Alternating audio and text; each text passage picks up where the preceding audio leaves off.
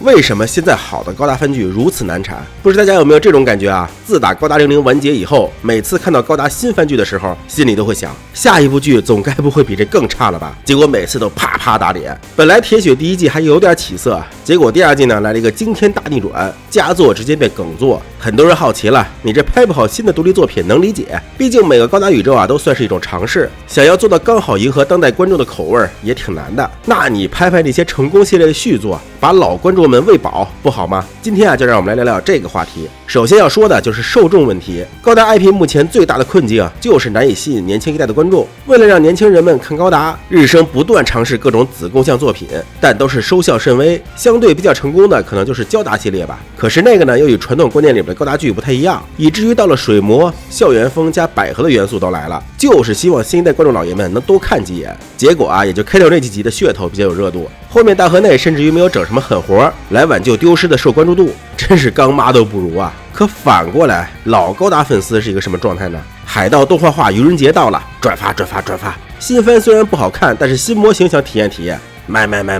经典老模出升级版了，居然还新贵了一块板件呢，太良心了！预定！更别提像 AOZ 这种，你就是不给他动画化，出个模型都要被粉丝买爆的硬核系列了，你还期望万代把它动画化？人家万代既然能躺着挣钱，干嘛还要起来给你们费劲巴拉的搞个卖胶宣传片啊？而且多了不说啊，就说那几个比较成功的高达系列 UC、W、C 的00，他们的续集啊也是真的不好拍呀。你像 W 最成功的主要是机设以及部分人设，原版故事啊都被大家当舞台剧看了，甚至很多人压根儿就看不下去。你还想看外传那魔法对轰？所以它基本上只能活跃于卖胶领域，出续集啊可以说是很难了。00则是在制作之初就把故事整体大纲写得非常完整了，所以第一季、第二季加剧场版看下来，那真是酣畅淋漓，通畅无比。硬要说缺点，那就是故事太完整，后续故事薄写，之后再拍啊就不是拍高达了，而是拍星球大战了。高达 UC 也挺有意思，从现在的眼光来看啊，联邦与吉翁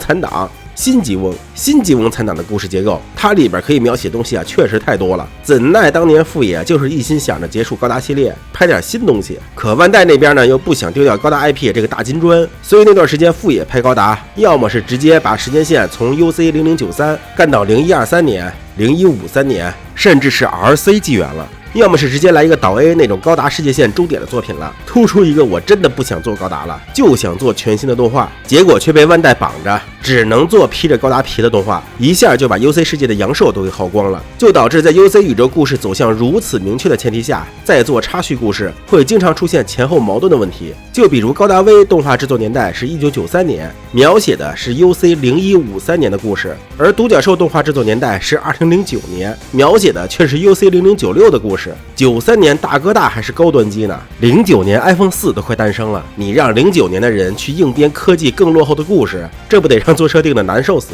以至于现在万代做的 GTO 系列动画以及雷霆咒域啥的，都要明着说这是平行宇宙才好编故事。那 C 的呢，2部正剧100集下来，剧中啊也就只过了3年而已，算上新剧场版才5年，英法100年战争就在那一小疙瘩地方还打了117年呢。放到宇宙殖民地战争5年够干嘛的呀？那家伙后边的故事编起来，那真是前途无量啊！可是呢，就像我上期视频说的 ，C 的把自然人与调整者之间的冲突写得太绝了。这2拨人如果和平了，那一定是其中一波嗝屁着凉大海棠的才行。可这种剧情走向啊，又不可能写得出来，所以就算出续集，那也肯定是跟第一季、第二季一样，签个条约修战罢了，也搞不出什么新花样。除非高层把刀架在高达 IP 的脖子上，说你这新番赚不了大钱就别做了，不然是不可能出一个老太太裹脚布又臭又长的第3季了。所以建议大家呀，还是放平心态，出新番了，大家就把它当非高达作品来看，说不定还好看点，毕竟那是给路人看的呀。出了老系列的剧场版就知足点，哪怕是第2部迟迟不来也不要着急，人家万代都不急，咱着急也没用，是不是？好了，今天视频这么多，希望大家多多点赞支持，我们下期再见。